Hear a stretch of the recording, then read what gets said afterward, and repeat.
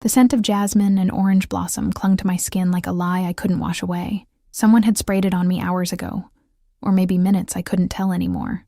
Time had become elastic in this marble prison they called a bridal suite, stretching and compressing until I felt dizzy with it. My fingers trembled as I traced the intricate beadwork on the wedding dress they'd forced me into, each crystal bead catching the afternoon light filtering through gauze curtains. The gown was exquisite, probably cost more than everything my family had ever owned combined, but it felt like a shroud.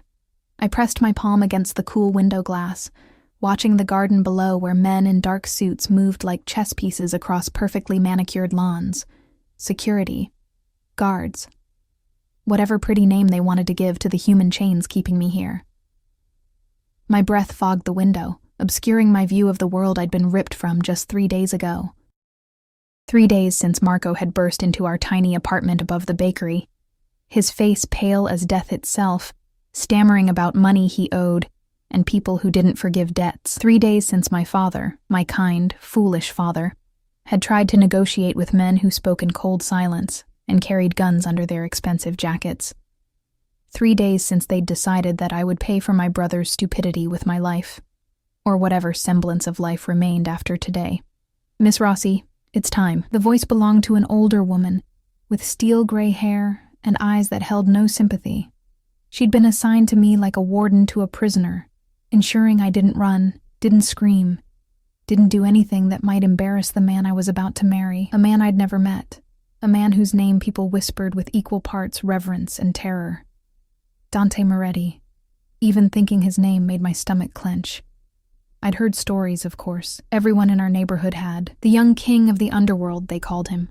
28 years old, and already commanding an empire built on fear and blood. They said he was ruthless, that he'd taken control of his family's operations at 23 after his father's murder, consolidating power with a brutality that made older, more established bosses fall in line or fall silent permanently. They said he was beautiful too, in the way a blade is beautiful. Sharp, cold, deadly. "I need a moment," I whispered, my voice barely audible. The woman's expression didn't change. "You've had 3 days of moments. The guests are seated. The priest is waiting. Mr. Moretti doesn't appreciate delays." Mr. Moretti, as if calling him that made him civilized, made this transaction anything other than what it was. A business deal sealed with my surrender. I turned from the window, catching my reflection in the full-length mirror. The woman staring back looked like a ghost of someone I used to know. The dress transformed me into something ethereal and untouchable, all ivory silk and delicate lace. They'd pinned my dark hair up in an elaborate style I'd never have managed myself, leaving a few curls to frame my face. The veil, layers upon layers of tulle, waited on a nearby chair, ready to complete my transformation into whoever Dante Moretti expected his bride to be. "The veil," the woman said, approaching with it. "Mr. Moretti specifically requested the traditional style, full coverage. Of course he did. Why would he want to see the face of the woman he was purchasing? I was just another asset, another piece of property to add to his collection. My stomach twisted again, this time with something darker than fear. Rage, maybe, or grief for the life I'd never get to live. The woman positioned the veil over my head, and my world narrowed to a soft, gauzy filter. Everything became dreamlike, distant. Maybe that was better. Maybe I could pretend this wasn't happening, that I wasn't walking toward a future that felt like death by 1,000 cuts. "Your bouquet." She thrust white roses into my hands.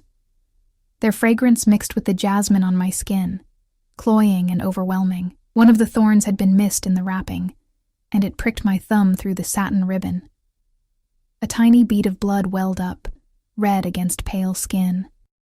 I watched it, fascinated by this small proof that I was still real, still human, still capable of bleeding. The door opened, and my father stood there, looking 20 years older than he had last week.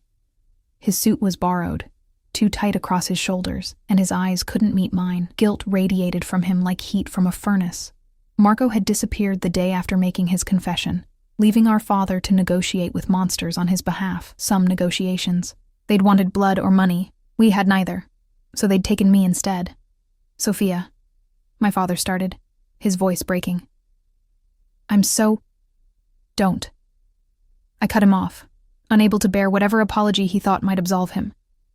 Just don't. He offered his arm, and I took it because I had no choice, because my legs barely felt strong enough to carry me anyway. We walked through corridors lined with more flowers, more opulence, more evidence of wealth so vast it could purchase human beings like produce at a market. The music started, something classical and haunting that I didn't recognize. The doors ahead opened, revealing a private chapel transformed into something from a fever dream. Candles everywhere, their flames casting dancing shadows across walls covered in climbing roses. The pews held maybe 30 people, all strangers, all watching as I approached my execution dressed as a bride. And at the altar, with his back to me, stood a figure that made my breath catch despite everything. Even from behind, Dante Moretti radiated power. He wore a black suit that probably cost more than my father's bakery would make in a year, tailored so perfectly it looked like a second skin. His dark hair was styled in a way that seemed effortless, but probably wasn't, and his stance, feet slightly apart, shoulders back, spoke of absolute confidence. 2 men flanked him, dressed identically, their eyes scanning the room constantly. His security, always present, always watching. My father's grip on my arm tightened as we walked down the aisle. Each step felt like walking underwater. Everything slow and surreal. I could feel eyes on me, assessing, judging, but I kept my gaze fixed on the back of Dante's head, on the man who held my future in hands I'd heard could break bones without hesitation. We reached the altar, and my father practically pushed me forward before retreating to his seat. I stood there, alone, the veil still obscuring my vision, turning everything soft and blurred. The priest began speaking in Italian, words about sacred bonds and eternal commitment that felt like mockery under these circumstances. Dante still hadn't turned around. He stood rigid, almost bored, as if this entire ceremony was just another tedious business meeting. Maybe to him it was. The bride and groom will now face each other, the priest announced. My heart hammered so hard I thought it might burst through the beaded bodice of my dress. This was it. The moment I'd been dreading. The moment when the man who'd purchased me would finally look at what he'd bought. Dante turned, and even through the veil, I could see him. Could see the sharp lines of his jaw, the proud nose, the full lips pressed into a neutral line. Could see the way his dark eyes, almost black in the candlelight, swept over me with cool assessment. He was beautiful, just as they'd said. Beautiful in a way that felt dangerous, like staring at the sun. Tall, probably 6'2" or 6'3", with broad shoulders and a lean, muscular build his suit couldn't hide. His face was all elegant angles and aristocratic features, the kind of face that belonged on Roman statues, immortalized in marble. But it was his eyes that held me frozen. They were empty, cold, looking at me like I was a contract to be signed. Nothing more. The priest continued speaking, something about the traditions of unveiling the bride. Dante stepped closer, each movement controlled and deliberate. He smelled of sandalwood and something else. Whiskey, maybe, or aged leather, expensive. Everything about him screamed expensive, controlled, dangerous. His hands rose toward my veil, and I couldn't help it. I flinched. Just a tiny movement, barely perceptible, but his hands stilled. For a heartbeat, we stood frozen, his fingers inches from the tool that separated us. I could feel the heat radiating from him, could sense the coiled strength in his frame. This close, he was overwhelming, taking up all the oxygen in the space between us. Then he moved again, grasping the edge of the veil with long fingers that I noticed, even in my terror, bore no rings except one, a heavy signet ring on his right hand, engraved with a crest I couldn't quite make out. He lifted the veil slowly, methodically, each layer peeling back to reveal more of my face to his scrutiny. The gauze lifted away, and suddenly the world came into sharp, terrible focus. The candles burned brighter, the roses smelled stronger, and Dante Moretti's face, inches from mine, became crystal clear. I watched something flicker across his features. Surprise, maybe, or recognition. His eyes widened fractionally, his lips parted slightly, and his hand, still holding the veil, went completely still. He stared at me like he'd seen a ghost, like I was something impossible made flesh before him. The silence stretched, uncomfortable and strange. People began shifting in their seats. The priest cleared his throat, but Dante didn't move, didn't speak, just kept staring at me with an intensity that made my skin prickle with awareness. Dante? One of the men beside him, his best man, I supposed, murmured quietly. A warning, or maybe a question. Dante blinked, seeming to come back to himself. His expression shuddered immediately, that cold mask slamming back into place, but I'd seen it. That moment of shock, of something raw and unguarded that he'd quickly buried. Continue, he said to the priest, his voice deep and smooth, carrying an accent that suggested expensive boarding schools and cultured upbringing. But there was steel underneath, an edge that made it clear he was used to being obeyed without question. The priest hesitated, then launched into the vows. Traditional Catholic wedding vows that I was supposed to repeat, promising to love, honor, and obey a man who'd bought me like furniture. The words tasted like ash in my mouth, but I spoke them because what choice did I have? My father's life depended on this. My own survival depended on this. When it came time for Dante to speak his vows, his eyes never left my face. He recited the words flawlessly, but I barely heard them. I was too focused on trying to understand what I'd seen in those first unguarded seconds. Why had he looked at me like that? Like I mattered. Like I was more than just a transaction. The rings, the priest prompted. The best man produced 2 bands. One thick platinum for Dante, one delicate diamond-encrusted circle for me. Dante took my hand, and the contact sent electricity racing up my arm. His skin was warm, his grip firm, but not painful. He slid the ring onto my finger, and I noticed his hand was completely steady, while mine trembled like a leaf in a storm. My turn. I took his ring with shaking fingers, nearly dropping it before managing to slide it onto his hand. It looked right there, somehow, natural. "I now pronounce you husband and wife," the priest declared. "You may kiss the bride." Panic flooded through me. I hadn't thought about this part, about having to kiss him, about having to pretend intimacy with a stranger who'd bought me. Dante stepped closer, one hand coming up to cup my jaw. His touch was gentle, surprisingly so, his thumb brushing across my cheekbone in a gesture that might have been tender if I didn't know better. He leaned in, and I closed my eyes, unable to watch. His lips brushed against mine. Soft, warm, barely there. A kiss for show, for the witnesses, nothing more. But just before he pulled away, I felt him hesitate, felt his hand tighten slightly on my jaw, felt his breath hitch against my mouth. Then he was stepping back, his hand falling away, his expression blank once more. The chapel erupted in polite applause. I stood there, now Sophia Moretti, belonging to a man I didn't know, trapped in a life I didn't choose. Dante offered his arm, and I took it automatically. We walked back down the aisle together, his body rigid beside mine, my hand resting on his forearm, feeling the tension coiled beneath his suit jacket. The doors opened to reveal a waiting car, a black Mercedes with tinted windows, and a driver standing at attention. 2 more security vehicles were visible beyond it. Of course. A man like Dante Moretti didn't go anywhere without an army. He handed me into the car with impersonal efficiency, then slid in beside me.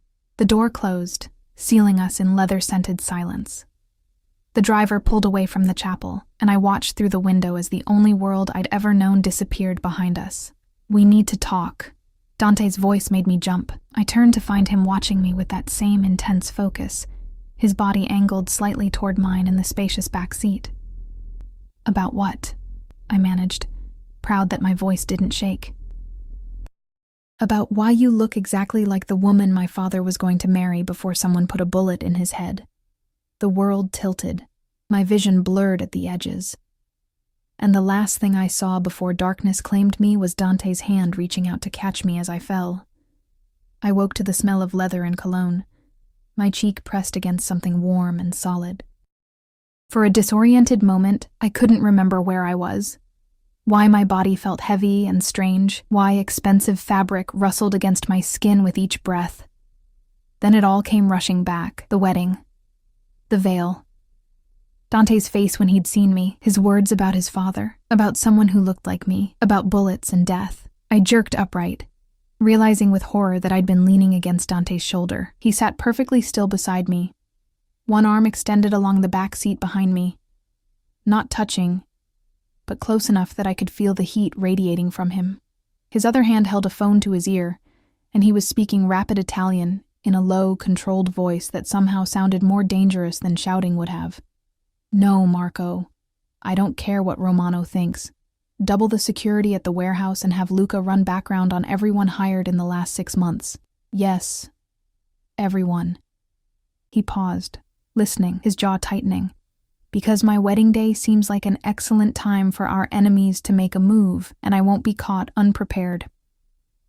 He ended the call without saying goodbye, slipping the phone into his jacket pocket before turning those dark, assessing eyes on me. "You fainted." I noticed. My throat felt dry, my voice hoarse. "Where are we?" "Almost home." He reached forward, opened a small compartment, and retrieved a bottle of water. He opened it before handing it to me, the gesture somehow both considerate and controlling, taking care of me while making it clear he was in charge even of this small thing.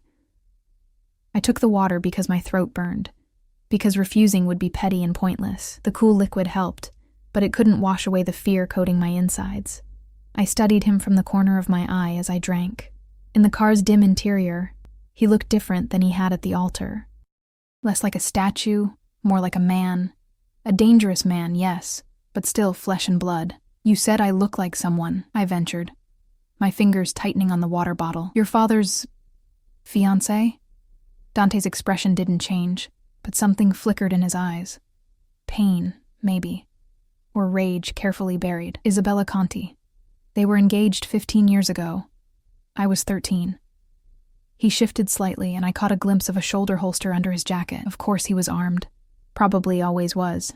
3 days before the wedding, my father was shot outside his office. 5 bullets. He died before the ambulance arrived. The water turned to ice in my stomach. "I'm sorry." "Are you?" His tone was neutral, but there was an edge beneath it. "Your brother stole $200,000 from one of my clubs. Money that was already promised elsewhere, to people who don't accept excuses. He put your entire family in an impossible position." "I know." The words came out bitter. "Believe me, I know exactly what Marco did." "Do you?" Dante leaned forward, and suddenly the spacious back seat felt tiny. "Do you know that the Romanos wanted your father's hands for the disrespect? That the Castellanos suggested your mother might work off the debt in one of their establishments? Do you understand what I saved you all from by offering an alternative?" My hands shook so badly that water sloshed over the rim of the bottle. "An alternative? You bought me like property. I married you." His voice dropped lower, colder. "There's a difference. As my wife, you're untouchable, protected. No one in our world would dare lay a hand on you without signing their own death warrant." "How generous." I couldn't keep the sarcasm from my voice, even though every instinct screamed at me to be careful, to not provoke the predator sitting inches away. Something dangerous flashed across his face. He reached out, and I flinched, but he only took the water bottle from my trembling hands, setting it carefully in the cup holder. When he looked at me again, his expression had shifted into something I couldn't read. "Let me make something very clear, Sophia." My name on his lips sent an unwanted shiver down my spine. "I don't know why you look so much like Isabella. I don't know if it's coincidence or something more calculated, but I will find out. Until then, you'll stay close, where I can see you, where I can protect you from whoever might want to use this resemblance against me. Protect me." I laughed, the sound edged with hysteria. "You're the one I need protection from." His jaw clenched. "You think I'm the danger here? You have no idea what's out there, Kara. No idea what men in my world do to vulnerable women they think they can use as leverage." He leaned even closer, invading my space completely. "But you're about to learn. Because as of today, you're not just Sophia Rossi anymore. You're Sophia Moretti. And that name comes with enemies you can't even imagine." The car slowed, turning through massive iron gates that opened automatically. Beyond them, a driveway wound through manicured grounds toward a house that made me forget how to breathe. It wasn't a house. It was an estate. 3 stories of pale stone and endless windows, with wings extending on either side of a central entrance that featured columns and architectural details that belonged in a museum. "This is where you live?" The question came out as barely a whisper.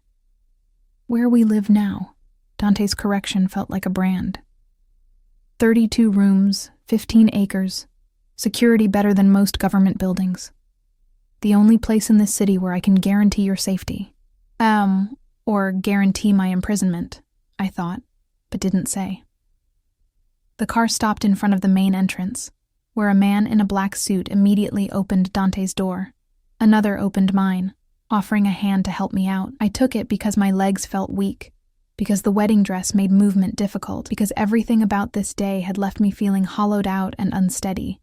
Dante came around the car, dismissing the men with a subtle gesture before offering his arm. "Come.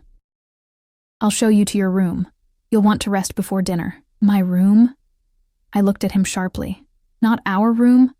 Something flickered across his face. Surprise, maybe, or approval. "Did you think I'd force myself on my unwilling bride?" His voice carried an edge of dark amusement. "I may be many things, Sophia, but I'm not a rapist. You'll have your own space, your own sanctuary, if you will." I didn't trust it, didn't trust him, but I had no choice except to take his arm and let him lead me up the stone steps. The front door opened before we reached it, held by a middle-aged woman in professional attire who looked me over with shrewd, assessing eyes. "Mrs. Chen," Dante said. "This is my wife, Sophia. She'll be taking over management of the household. Please ensure all the staff are made aware." Mrs. Chen's expression didn't change, but I saw calculation in her gaze. "Of course, Mr. Moretti." "Welcome, Mrs. Moretti. I've prepared the East Wing suite as you requested." The interior of the house stole what little breath I had left. Marble floors, soaring ceilings, artwork that probably cost more than most people earned in a lifetime. A massive staircase curved up to the second floor, its banister gleaming dark wood carved with intricate designs. Everything spoke of old money, established power, a legacy built on foundations I didn't want to examine too closely. Dante guided me up the stairs, his hand settling on the small of my back, possessive, proprietary. I wanted to shake it off but didn't dare. Other staff members appeared and disappeared like ghosts, all of them watching us with expressions carefully neutral. How many people worked here? How many eyes would be tracking my every move? We reached the second floor and walked down a corridor lined with more art, more evidence of wealth so vast it seemed obscene. Finally, Dante stopped at a set of double doors. He pushed them open, revealing a suite that looked like something from a luxury magazine. The bedroom was enormous, dominated by a 4-poster bed draped in silk. Floor-to-ceiling windows overlooked the grounds, offering views of gardens and distant trees. A sitting area, with a fireplace, occupied one corner. 2 more doors led to what I assumed were a bathroom and closet. "Your sanctuary," Dante said, his voice unreadable. "The closet has been stocked with clothes in your size. The bathroom has everything you should need. If you require anything else, press 9 on the phone. Someone will assist you." I walked into the room slowly, my heels clicking on hardwood floors, partially covered by Persian rugs that probably cost more than my father's bakery. It was beautiful. It was perfect. It was a gilded cage. "Where's your room?" The question escaped before I could stop it. Dante's lips curved into something that might have been a smile on someone less dangerous. "Across the hall. Close enough to protect you, far enough to let you breathe." He paused in the doorway. "Dinner is at 8. Mrs. Chen will send someone to help you dress." "I can dress myself. I'm sure you can." His eyes traveled over me slowly, assessing in a way that made heat crawl up my neck. "But you're the wife of Dante Moretti now. Appearances matter. Everything matters." He stepped back into the hallway. "Rest, Sophia. You look exhausted." The doors closed, and I heard the soft click of a lock. I rushed forward, testing the handle. It opened easily, not locked, not trapped. But when I peered into the hallway, I saw a man in a dark suit positioned near the stairs, his posture alert, his jacket bulging slightly in a way that suggested a weapon underneath. Not locked, just watched. I closed the door and leaned against it, the wedding dress suddenly feeling suffocating. I reached back, fumbling with the buttons, finally managing to unfasten enough of them to let the heavy gown slide down my body and pool on the floor. Standing in just my undergarments, I felt vulnerable and exposed despite being alone. The bathroom was as spectacular as everything else. Marble and gold fixtures, a tub large enough to swim in, a separate shower that could fit 4 people. I turned on the shower, letting the water heat while I caught sight of myself in the mirror. I looked different. My makeup was smudged from fainting, my carefully styled hair coming undone, but it was my eyes that held me frozen. They looked haunted, shocked, like someone who'd just watched their life end. The shower beckoned, promising to wash away the jasmine perfume, the feel of Dante's hands on my face, the memory of his lips against mine. I stepped under the spray and let the water run hot enough to hurt, scrubbing at my skin until it turned pink, trying to erase the sensation of being owned. But no amount of washing could change what had happened. I was married, bound, trapped in a world I didn't understand. Married to a man who looked at me like I was a ghost, who spoke of protection while keeping armed guards outside my door. I thought of Isabella Conti, the woman I apparently resembled. What had happened to her after Dante's father died? Had she mourned? Had she moved on? And why did I look like her? Was it truly coincidence, or was there something darker at work? The water finally ran cold, shocking me back to the present. I stepped out, wrapping myself in a towel softer than anything I'd ever touched. The closet Dante had mentioned turned out to be a room unto itself, lined with clothes still bearing designer tags. Dresses, suits, casual wear, shoes organized by style and height. Everything in my size, as promised. Everything chosen by someone who knew exactly what a Mafia wife should wear. I pulled on a simple black dress, something modest and unremarkable, refusing to play dress-up in the costume of whoever Dante expected me to be. My hair dried in waves down my back, and I left it loose. Another small rebellion. The phone on the bedside table showed 6:47, more than an hour until dinner, more than an hour to sit in this beautiful room and contemplate my new reality. I walked to the windows instead, looking out over the grounds. The gardens were impressive. Roses, hedges trimmed into geometric shapes, paths winding through carefully cultivated beauty. In the distance, I could see the wall that surrounded the property, topped with cameras and sensors. A fortress, Dante had called it. A prison, I thought. Movement caught my eye. Below, near a fountain, Dante stood talking to 2 men. Even from this distance, his commanding presence was evident. He'd changed from his suit into dark slacks and a white shirt, sleeves rolled up to reveal forearms corded with lean muscle. He gestured as he spoke, and the 2 men listened with absolute attention, one of them taking notes on a tablet. As if sensing my gaze, Dante looked up. Even from 2 stories away, I felt the impact of his stare. He held my eyes for a long moment, his expression unreadable, before returning his attention to his men, but he'd known exactly where to look. As if he'd been aware of me watching. As if he tracked my presence even when I thought I was unobserved. A knock on the door made me jump. "Mrs. Moretti?" A young woman's voice, tentative. "Mr. Moretti asked me to help you prepare for dinner." I opened the door to find a girl maybe 20 years old, with kind eyes and nervous hands. "I'm Maria," she said. "I'll be assisting you. May I come in?" What choice did I have? I stepped back, letting her enter. She moved to the closet with practiced efficiency, emerging with a different dress. Deep burgundy, elegant but not overtly sexy, with a neckline that suggested sophistication without revealing too much. "Mr. Moretti chose this one himself," Maria said softly. "He said it would suit you." Of course he had. Of course he was controlling even this. I wanted to refuse, to insist on the black dress I'd chosen, but something in Maria's anxious expression stopped me. She was just following orders, just trying to survive in this world like I was. I let her help me into the dress. It fit perfectly, skimming my curves without clinging, the fabric rich against my skin. She styled my hair into a sophisticated twist, leaving a few tendrils loose to frame my face. Minimal makeup, just enough to look polished.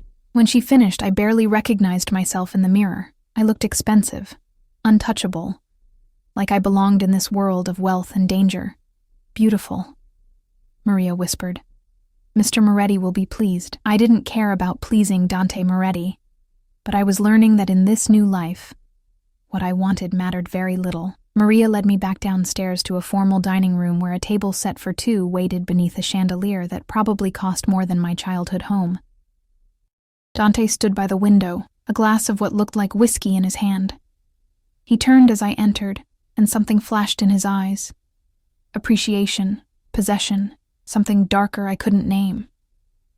"You look perfect," he said, moving toward me with predatory grace. He took my hand, lifted it to his lips, and pressed a kiss to my knuckles that felt like a brand. "Shall we eat, wife?" The chair Dante pulled out for me was antique, probably worth more than my father's entire bakery. I sat because refusing would be childish, because I was learning to pick my battles in this new world where everything felt like a test I hadn't studied for. He settled across from me, his movements fluid and controlled, and I noticed how even here, in his own home, at his own table, he positioned himself with his back to the wall, eyes on the door, always watching, always prepared. Staff appeared silently, placing plates before us with the kind of precision that spoke of extensive training. The food looked like art, delicate arrangements of ingredients I couldn't all identify, everything perfectly composed. A far cry from the simple pasta and bread I'd grown up eating. "You're not eating." Dante's observation wasn't a question. I picked up my fork, moved food around my plate. "I'm not hungry. You fainted earlier. You need to eat." He cut into his own meal with efficient movements, but I noticed he watched me more than his food. "Try the risotto. Chef Marco is exceptional." "Another Marco." The words came out bitter. "Seems like a popular name in your world." His lips quirked slightly. "Your brother made poor choices, Sophia. But he's family. That means something, even in my world, especially in my world." Family. I set down my fork, unable to pretend anymore. "You don't know anything about my family. About what it was like growing up above a bakery, flour in our hair, living paycheck to paycheck but happy. Actually happy, not just wealthy." Dante's expression hardened. "You think money is what defines me? What defines this?" He gestured around the opulent room. "This is security, protection, power to keep what's mine safe from those who would take it. And now I'm yours?" The question hung between us like a blade. "Another possession to protect?" He set down his own fork, his dark eyes locking onto mine with an intensity that made my breath catch. "You became mine the moment you walked down that aisle. The moment I put that ring on your finger. Yes, Sophia, you're mine now. And I protect what's mine with everything I have." Something in his tone, possessive, absolute, sent heat crawling up my spine. Not fear exactly, though that was there too. Something more complicated, more dangerous. "I want to know about Isabella." I forced the words out, needing to understand, needing something to make sense in this impossible situation. If I look so much like her, I deserve to know why. Dante studied me for a long moment, his fingers drumming once against the table, the first restless gesture I'd seen from him. Finally, he reached for his whiskey, took a slow sip, and leaned back in his chair. "Isabella Conti was 23 when my father met her. Beautiful, intelligent, from a respectable family with no connections to our world. He was 45, widowed for 3 years. My mother died when I was 10, cancer." He paused, something painful flickering across his features. He fell hard for Isabella, completely. I'd never seen him like that, not even with my mother. He was transformed. I found myself leaning forward despite my intention to remain distant. "What happened to her? After your father died?" She disappeared. His jaw clenched. The day after the funeral, she was gone. No note, no explanation. Her family claimed they had no idea where she'd gone. Every resource I had, even at 13, I used to try to find her. Nothing. It was like she'd never existed. Maybe she was grieving, or maybe she was involved. The words came out sharp, edged with old pain. Maybe she knew what was coming. Maybe she was part of it. The implication hung heavy in the air. "You think she helped kill your father?" I don't know what to think. He drained his whiskey, set the glass down with controlled precision. "For 15 years, I've searched for answers, for her. And then you walk down that aisle and it's like seeing a ghost, like the universe is playing some sick game. I touched my face self-consciously. I'm not her. I'm just me. Sophia Rossi. Nobody important. Sophia Moretti, he corrected, his voice dropping lower. And you're important because I say you are. Because you're my wife. Because... He stopped, seeming to catch himself. Because I need to understand this connection. A staff member entered to clear our barely touched plates, and the moment broke. Dante stood, buttoning his jacket. There's something I want to show you. Every instinct screamed not to follow him deeper into this house, deeper into his world. But curiosity won over caution. I rose, letting him guide me through corridors I hadn't seen before, past rooms I couldn't begin to guess the purpose of, until we reached a door that required both a key and a fingerprint scan to open. The room beyond stole my breath. It was a study, but not like any I'd seen before. One wall was entirely covered with information. Photos, documents, maps, strings connecting various pieces like some detective's obsession made manifest. And in the center of it all was a photograph of a woman who could have been my twin. I walked toward it slowly, my legs feeling disconnected from my body. Isabella Conti stared back at me from the photo, and it was like looking into a mirror across time. Same dark hair, same bone structure, same full lips and wide eyes. The resemblance was uncanny, impossible, terrifying. Now do you understand? Dante's voice came from directly behind me, close enough that I could feel his breath on my neck. Why I couldn't just ignore your brother's debt. Why I had to have you close, where I could watch you, study you, figure out what this means. I spun to face him, finding him much closer than I'd expected. I'm not part of some conspiracy. I didn't even know your father existed until 3 days ago, didn't you? He reached out, his fingers catching a strand of my hair that had escaped its pins. Or is that just what you want me to believe? This is insane. I tried to step back, but the wall of information was behind me. You're seeing connections that aren't there because you want answers so badly you'll find them anywhere. His hand moved from my hair to my jaw, tilting my face up to his. Then explain it. Explain how you look exactly like the woman who vanished after my father's murder. Explain the coincidence. I can't. Frustration and fear made my voice shake. I don't know anything about Isabella Conti. My parents met in Naples 27 years ago. They moved here before I was born. We're nobody, Dante. Just ordinary people who got caught up in my brother's stupidity. He studied my face like he could read truth in the lines of it, his thumb brushing across my cheekbone in that same gesture from the chapel. You're terrified right now. I can feel you trembling, but you're not lying. Unless you're the best actress I've ever encountered. I'm not lying.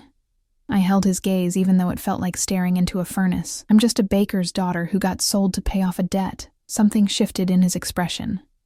Anger, maybe, or frustration.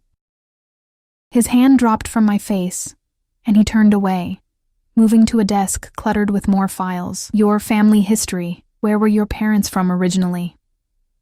My mother was from Naples, like I said. My father from somewhere smaller, I think. He never talked about it much. I wrapped my arms around myself, feeling cold despite the room's warmth. Why does this matter? Because everything matters. He pulled out a file, flipped through pages. Conti. That was Isabella's maiden name. Her family was from the Campania region. Small fishing village. He looked up sharply. Where did you say your father was from? Ice formed in my veins. I don't know exactly. Somewhere small. Near the coast, maybe? Dante's eyes narrowed. Your father's full name? Antonio Rossi. Mother? Lucia Rossi. Maiden name Ferraro. He made a note, his mind clearly working through possibilities I couldn't begin to follow. I'll have someone look into it. If there's a connection, I'll find it. And if there isn't? If this really is just bizarre coincidence? He moved toward me again, each step deliberate. Then I'll have married a beautiful woman who looks like my father's lost love, and I'll have to figure out what to do about that. The way he said, beautiful, sent unwanted heat through my chest. I tried to focus on the danger, on the possessiveness, on everything wrong about this situation. But standing in his private sanctuary, surrounded by 15 years of his obsession, I saw something I hadn't expected. Pain, deep, unresolved pain that had shaped him into this hard, controlled man who trusted nothing and no one. "How old were you when he died?" I asked softly. "You said 13. His expression shuddered. "That's not relevant." "It is, though." I took a tentative step closer. "You were just a kid. You lost your mother at 10, your father at 13. That's enough." The word cracked like a whip. My past isn't up for discussion. What matters is the present. What matters is keeping you safe while I figure out what this resemblance means. Safe from what? You keep saying that, but a phone buzzed. Not the one in his pocket, but one on the desk. A red phone that looked somehow more serious than the others. Dante moved to it immediately, his entire demeanor shifting into something harder, more dangerous. "Talk," he said without preamble. Then his face went completely blank. "When?" A pause. "How many?" Another pause, longer this time. "Lock down the compound. Nobody in or out without my explicit authorization. I'll be there in 20 minutes. He ended the call and turned to me, his eyes cold in a way that made me understand why people feared him. "We're moving you to the safe room." "What? Why?" "Because someone just tried to hit one of my warehouses. Because they failed, which means they'll be looking for softer targets. Because until I know who and why, you're the most vulnerable piece on the board." He was already moving, his hand gripping my elbow, pulling me toward the door. "Dante, wait. No waiting, no questions. Right now, you do exactly what I say when I say it." We were in the corridor now, moving fast. 2 men appeared from nowhere, flanking us. "Marco, take Mrs. Moretti to the panic room. Stay with her. Nobody gets in, nobody gets out until I give the all clear." "Yes, boss." "Dante," I tried again, fear making my voice sharp. He stopped abruptly, turning to frame my face with both hands. "I know you're scared. I know you don't trust me, but right now, your life might depend on doing what I say. Can you do that?" I stared into his eyes, seeing the urgency there, the barely controlled violence coiling under his skin. Whatever was happening, it was serious. Deadly serious. "Yes," I whispered. Something flickered across his face. Relief, maybe, or approval. He pressed a hard, quick kiss to my forehead. "Good girl. Go with Marco. I'll come for you when it's safe." Then he was gone, moving down the corridor with lethal purpose, already on his phone, already issuing orders in that cold, commanding voice. Marco. Not my brother Marco, a different Marco, older and scarred, gestured toward a different corridor. "This way, Mrs. Moretti. Quickly." I followed because I had no choice, my mind racing, an attack on Dante's operations. Did that mean I was in danger too? Or was this about something else entirely? We descended stairs I hadn't known existed, going down, down, until we reached a reinforced door that required multiple security measures to open. Beyond it was a room that looked like a luxury bunker. Comfortable furniture, supplies, monitors showing various views of the property. "You'll be safe here," Marco said, his tone almost gentle. "Mr. Moretti had this built specifically to protect what matters most. He won't let anything happen to you." "You sound certain of that. I've worked for him for 10 years, ma'am. I've never seen him care about anything the way he—" Marco stopped, seeming to realize he was saying too much. "You're safe here. That's what matters." But as the heavy door sealed shut, as I found myself alone in this underground fortress, I couldn't shake the feeling that safe was relative. Safe from outside threats, maybe. But what about the threat of the man himself? The dangerous, obsessed man who'd married me for reasons I still didn't fully understand. I sank onto the sofa, my legs finally giving out, and stared at the monitors. One showed Dante in what looked like a garage, surrounded by at least a dozen armed men, all of them clearly preparing for something. Even through the grainy camera feed, his authority was absolute. He gestured, and men moved. He spoke, and they listened. A king commanding his army. My husband, my captor, my protector. And somewhere out there, someone wanted to hurt him. which meant they might want to hurt me too. I wrapped my arms around myself and tried not to think about the woman in the photograph upstairs. The woman whose face I wore like a mask I couldn't remove. The woman who had disappeared 15 years ago, leaving behind questions that had shaped Dante Moretti into the man he'd become. What had happened to Isabella Conti? And why did I have the terrible feeling that finding out might destroy whatever fragile safety I'd managed to construct around myself? The monitors showed Dante climbing into an SUV, flanked by his security. The vehicle pulled away, disappearing through gates that closed behind him like jaws. Gone. He was gone, leaving me locked in this beautiful cage, wondering if he'd come back at all, wondering what I'd do if he didn't. 3 hours passed like 3 years in that underground room. I watched the monitors obsessively, tracking movement around the property, seeing guards patrol with increased frequency, catching glimpses of staff moving through the house with nervous efficiency. But no sign of Dante. No word about what was happening beyond these walls. I'd tried the door twice, locked from the outside as I'd expected. The phone on the wall connected only to Marco, who assured me in patient tones that everything was fine, that Mr. Moretti would return soon, that I should try to rest. Rest. As if I could sleep while my husband, that word still felt foreign, was out there doing God knew what in response to an attack on his empire. Around midnight, I finally gave up pacing and curled up on the leather sofa, pulling a blanket over myself.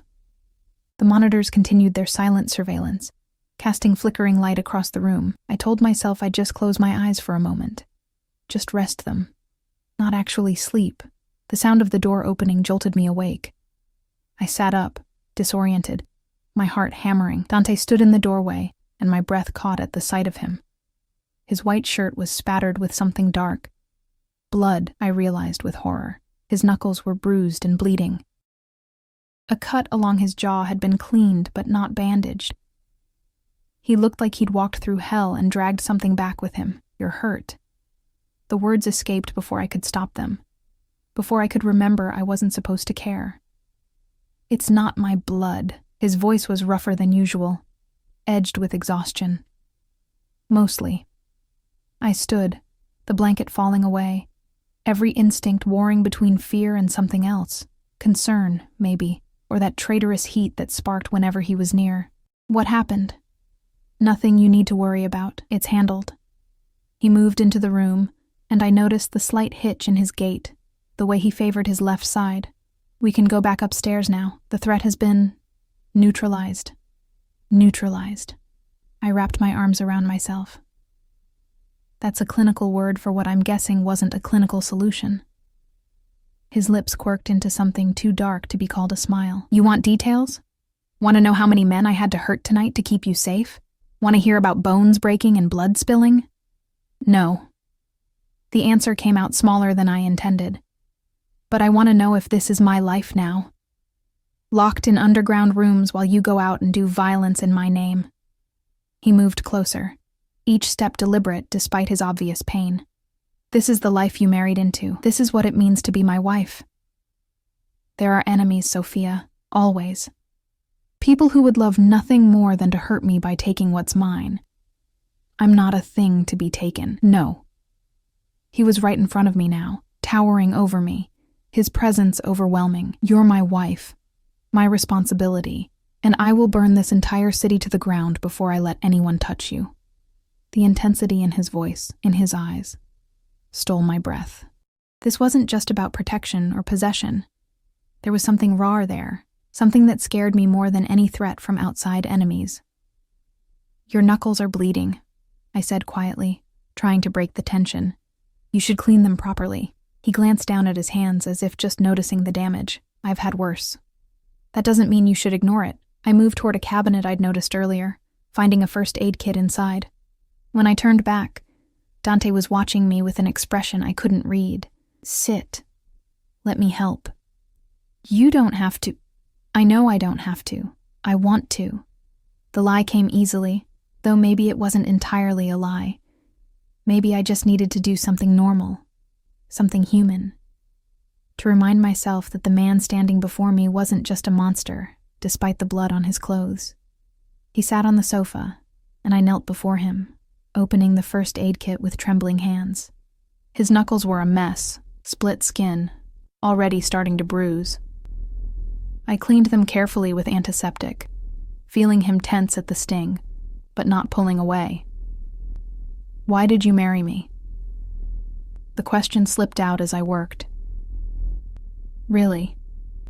If you think I might be connected to your father's murder, why put a ring on my finger instead of just, I don't know, interrogating me in some warehouse? Because marriage protects you in ways captivity doesn't. His voice was low, rough. As my wife, you're untouchable. As a prisoner, you're leverage anyone could use against me. This way, you're part of the family, protected by every law and tradition that governs our world. I moved to his other hand, cleaning the damage there. And if you find out I am somehow connected, what then? His fingers curled slightly under my touch, and when I looked up, his dark eyes were boring into mine. Then I'll deal with it. But until I have proof, until I know for certain, he reached out with his clean hand, tucking a strand of hair behind my ear. You're my wife. That means something to me, even if it doesn't to you. It's only been one day. My voice came out breathless. You can't possibly feel anything for me. This is about her. About Isabella. Something dangerous flashed in his eyes. You're right. I don't know you, but I look at you, and I see. He stopped, his jaw clenching. I see possibilities, questions, things I thought I'd buried 15 years ago. I finished bandaging his knuckles, my hands shaking slightly. You need to clean that cut on your jaw too. Sophia, please. I needed him to stop looking at me like that. Like I was both the answer and the question. Like I mattered in ways that went beyond conspiracy theories and resemblances to dead women's fiancés. He sighed, but tilted his head, giving me access to the cut. I dampened a clean cloth and pressed it gently against the wound. He hissed but didn't pull away, his eyes never leaving my face. You're good at this, he murmured. Playing nurse. My mother got sick a lot when I was younger. I learned. The memory hurt. Simpler times when the biggest worry was whether we'd have enough money for medicine, not whether my husband was going to come home covered in blood. Tell me about her. Your family. His request surprised me. Why? Because I want to know you. Because you're my wife, and I know nothing about you except that you're afraid of me and you look like a ghost from my past. I sat back on my heels, considering. Maybe giving him pieces of my ordinary life would help him see I was just a person, not some pawn in an ancient game. My mother is kind. Too kind, maybe. She sees the best in everyone, even when they don't deserve it. My father works too hard, always has. The bakery has been in his family for 3 generations, and Marco... My voice caught. Marco was the golden child. Smart, charming, always getting into trouble, but somehow getting out of it too. Until he didn't. Your brother stole from me because of a gambling debt, Dante said quietly. Did you know he had a problem? No. None of us did. He hid it well. Bitterness crept into my tone, right up until he destroyed everything. He didn't destroy everything. Dante's hand came up to cup my jaw, forcing me to meet his eyes. He changed things, drastically. But you're alive, Sophia. Your family is alive. In my world, that counts for something. At what cost? I whispered. My freedom? My future? Everything I thought my life would be? Maybe your life was always meant to be more than a bakery. His thumb traced my lower lip, the touch sending unwanted electricity through me. Maybe this was always where you were supposed to end up. You don't believe in fate. I didn't, until I lifted that veil and saw your face.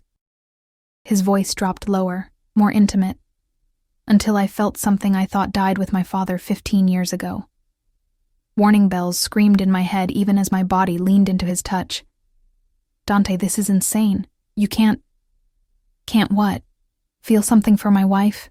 He pulled me up onto the sofa beside him, close enough that I could smell blood and gunpowder, and underneath it all, that scent of sandalwood and whiskey that was becoming dangerously familiar.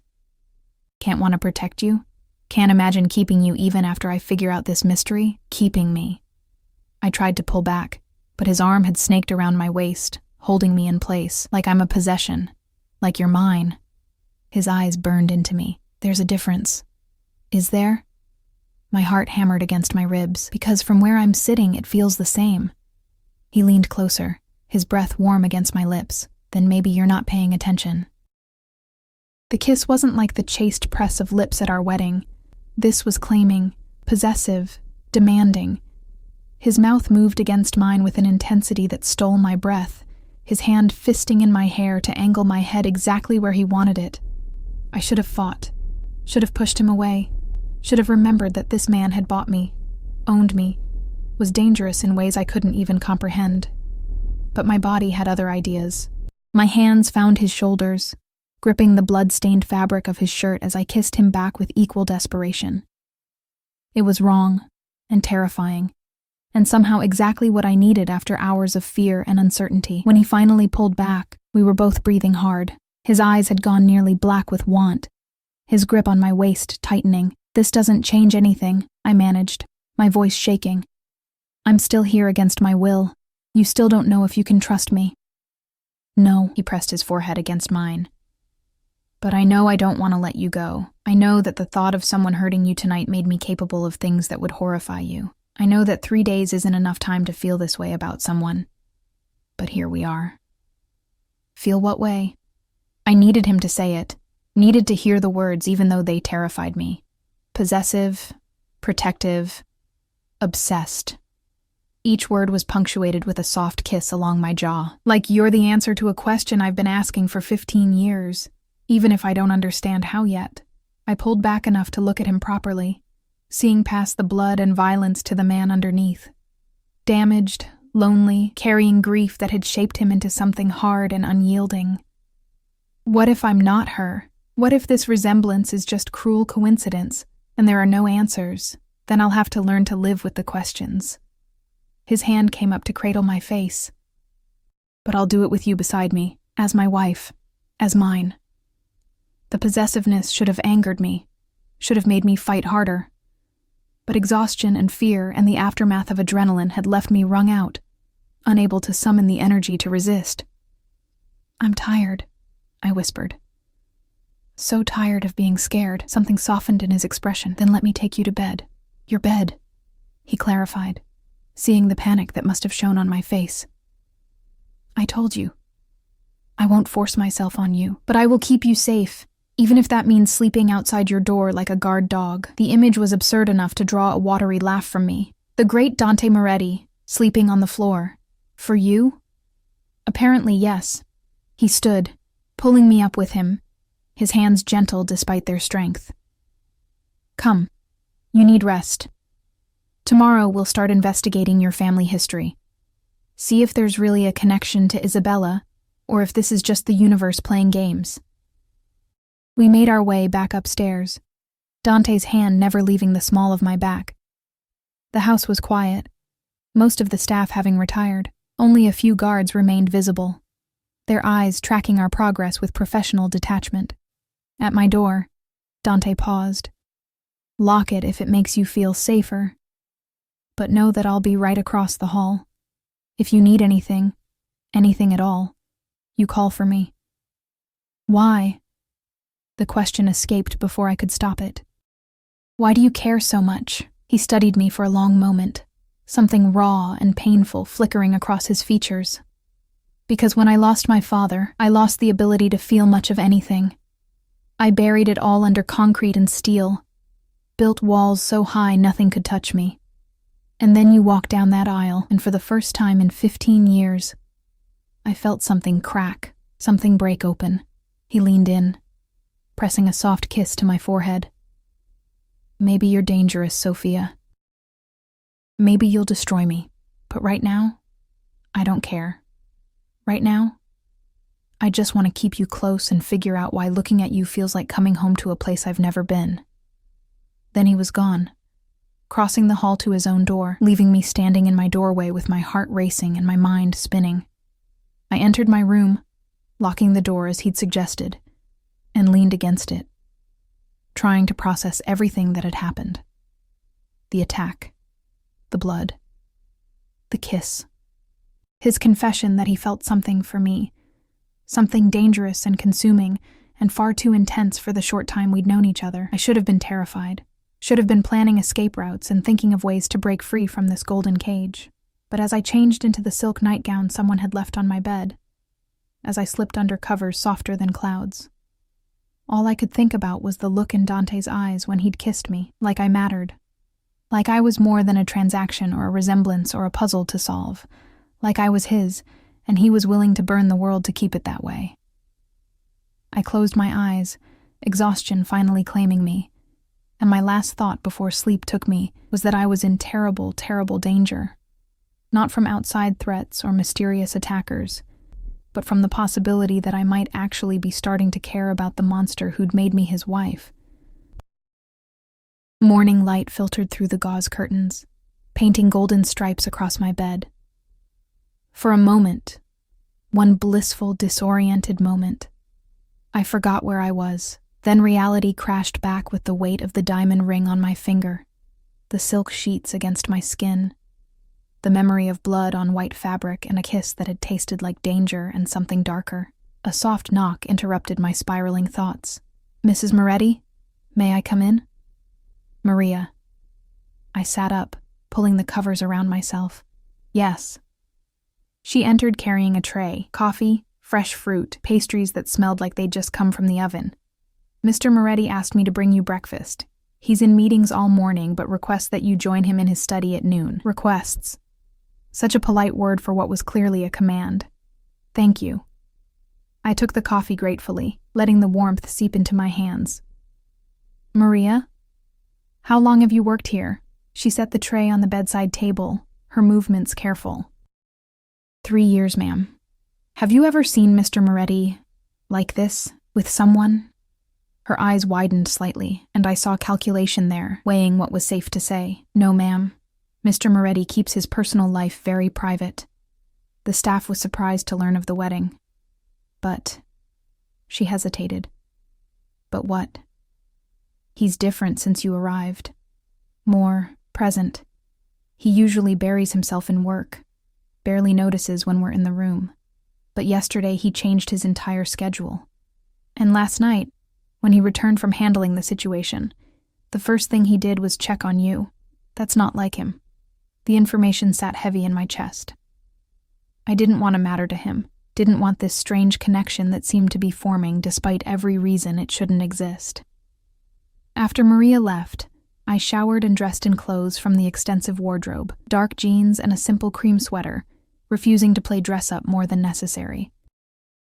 My reflection showed a woman who looked more rested than she felt, her eyes holding shadows that hadn't been there 4 days ago. I had hours before noon, hours to explore this prison or cage or home. I still wasn't sure which word fit best. I left my room, immediately noticing the guard positioned discreetly down the hall. He nodded at me but didn't speak, his presence both reassuring and restricting. The house revealed itself slowly as I wandered. A library with floor-to-ceiling books, many in Italian. A music room with a grand piano that looked antique and probably priceless. A conservatory filled with exotic plants and the sound of a fountain. Each room spoke of wealth accumulated over generations, of power that came with old money and older traditions.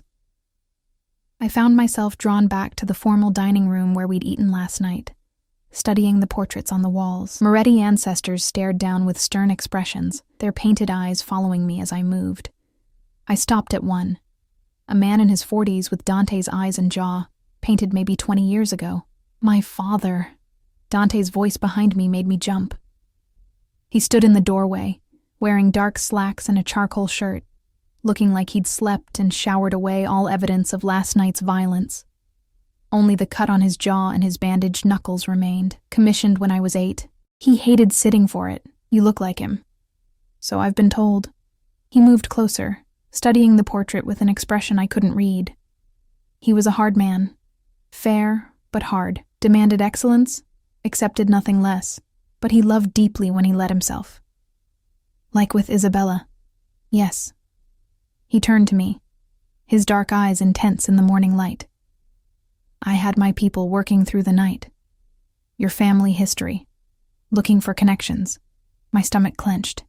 And? Your father's village, San Marco, on the coast of Campania. Population less than 500. He pulled out his phone, showed me a photo of a small fishing village. White buildings clustered around a harbor, boats bobbing in azure water. Isabella's mother was from the same village. They would have been the same generation. The floor seemed to tilt. That doesn't mean... Your father's mother was named Conti before she married. Maria Conti. His voice was gentle but relentless. Isabella's aunt. I gripped the back of a nearby chair, needing support. No, that's impossible. My father never mentioned... because he probably didn't know the significance. Small villages. Everyone is related somehow, but it means you and Isabella are cousins. Second cousins, but still family. He pocketed his phone. It explains the resemblance, genetics expressing similarly across generations. Relief and confusion warred in my chest. So I'm not... There's no conspiracy, just family resemblance. Just family. Something flickered in his eyes, disappointment, maybe, or relief of his own. Which means you're innocent in all this. Just a woman caught in her brother's mess, paying for his sins. And now? What happens now that you know? I forced myself to meet his gaze. Do you let me go? Annul the marriage? His expression hardened. Is that what you want? I want... The words stuck in my throat. What did I want? Freedom, yes. My old life back. But that life was gone. Burned away the moment Marco had stolen from the wrong people. And the alternative, returning to a world where I'd always be the girl whose brother owed the mob, where my family would never be safe. That terrified me more than staying.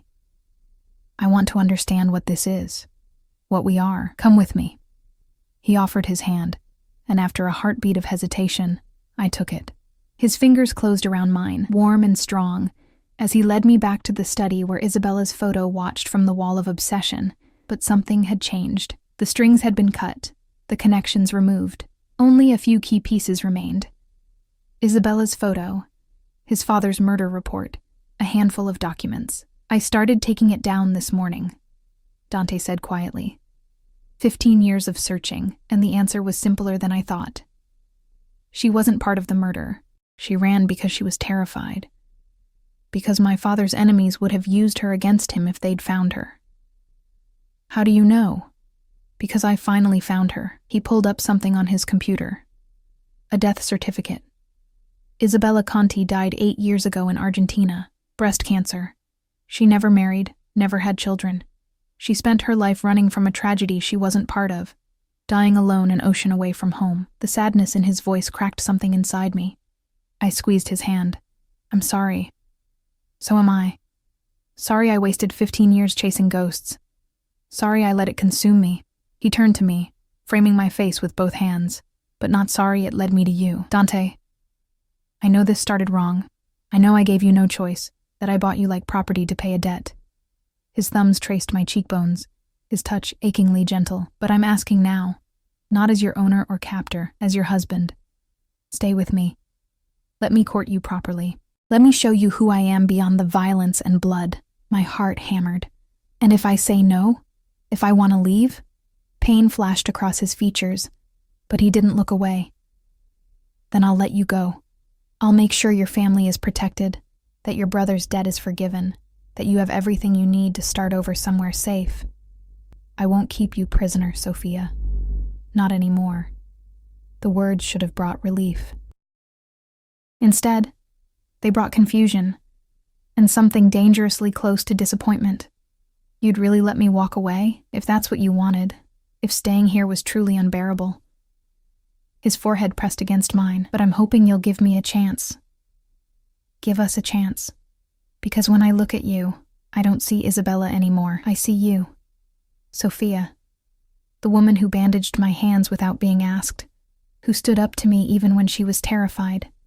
Who kisses me back like maybe, just maybe, she feels this thing between us too. This thing that's only existed for 2 days? Time is relative when you've been numb for 15 years. His lips brushed mine, soft and questioning. So what do you say, wife? Will you stay? I should have said no.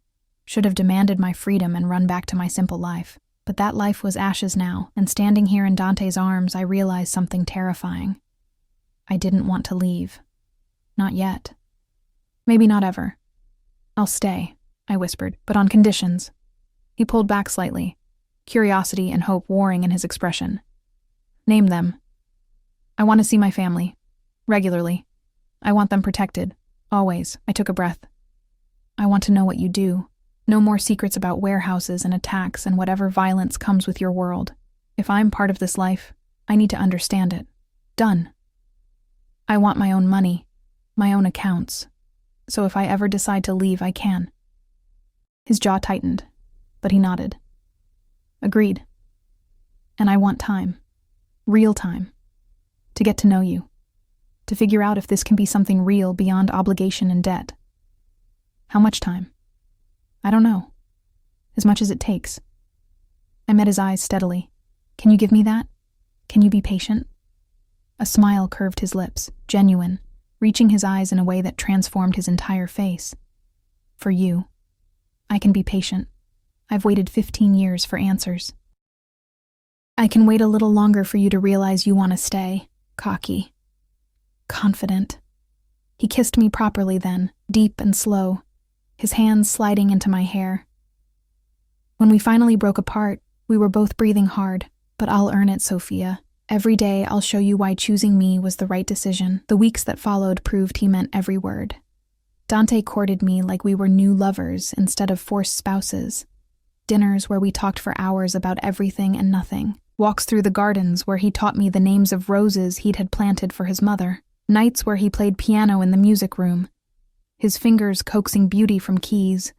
His eyes never leaving mine. He introduced me to his world gradually, carefully. I met his advisors, men who treated me with respect because Dante demanded it. I learned about his legitimate businesses alongside the less legal ones, understanding how he'd built an empire that straddled both worlds. I saw the violence too, the reality of what he did to keep his power. And while it scared me, I also saw the code he lived by, the honor that governed even his darkest actions. My family came to dinner one Sunday, my mother crying happy tears to see me safe and well.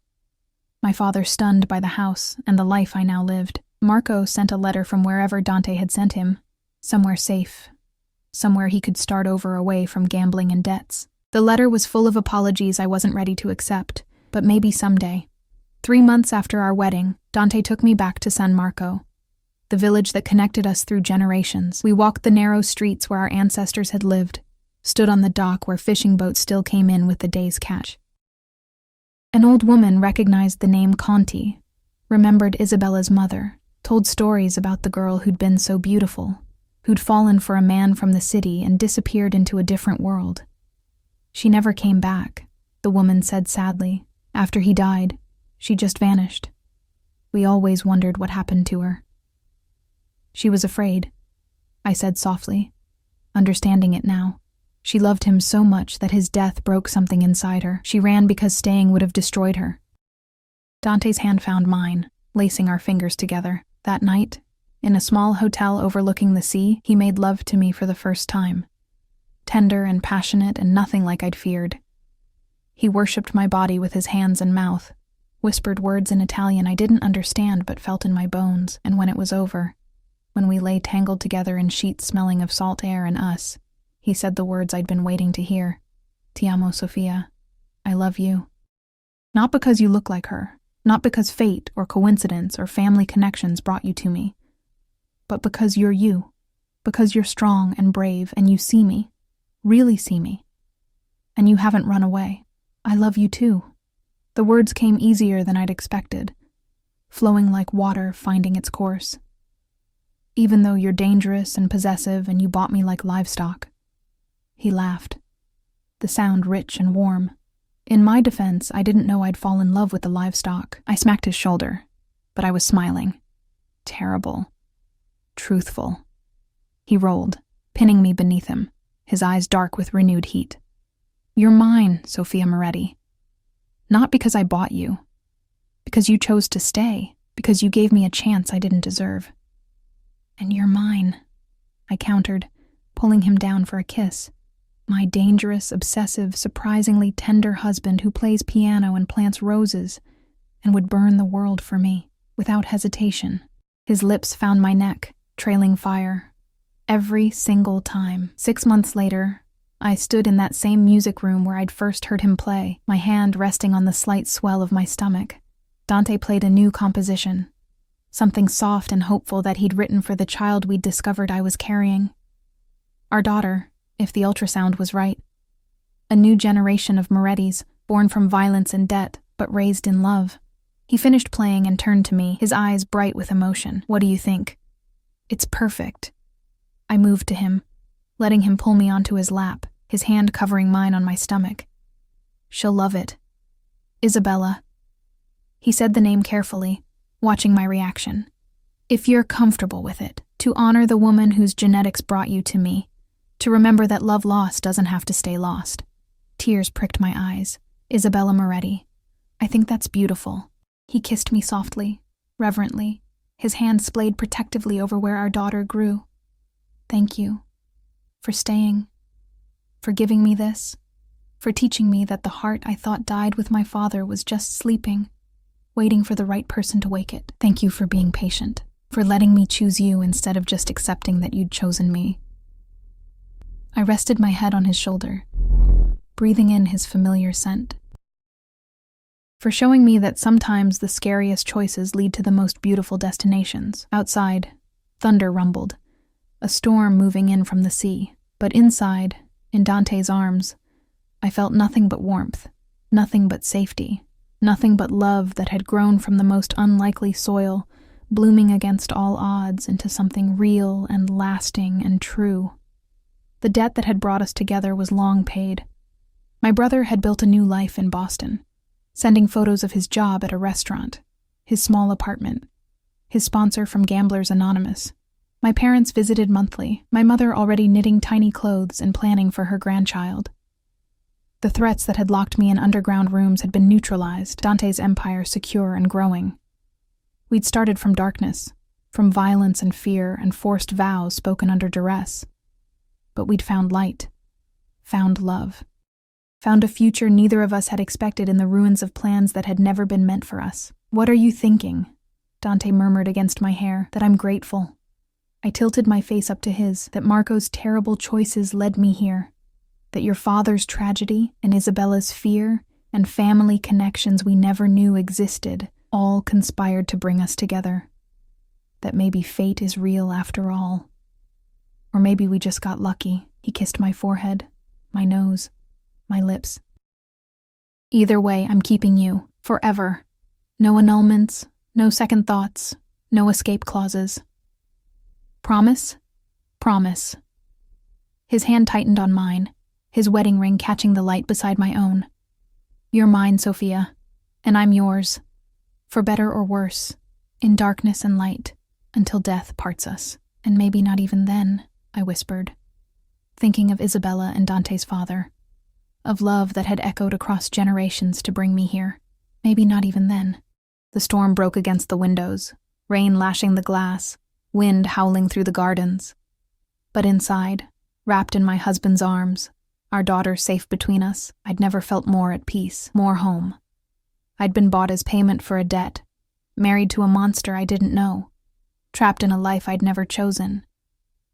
But somehow, impossibly, I'd found love in the darkness, found a man beneath the monster, found a future I wanted to fight for. And as Dante carried me upstairs to our bedroom, not separate rooms anymore, but one shared space where we built our life together, I knew with absolute certainty that I'd made the right choice. To stay, to love, to build something beautiful from broken pieces, to become exactly who I was always meant to be, Sophia Moretti, wife of the most dangerous man in the city, mother-to-be, and the woman who'd finally taught a heart frozen in grief how to beat again.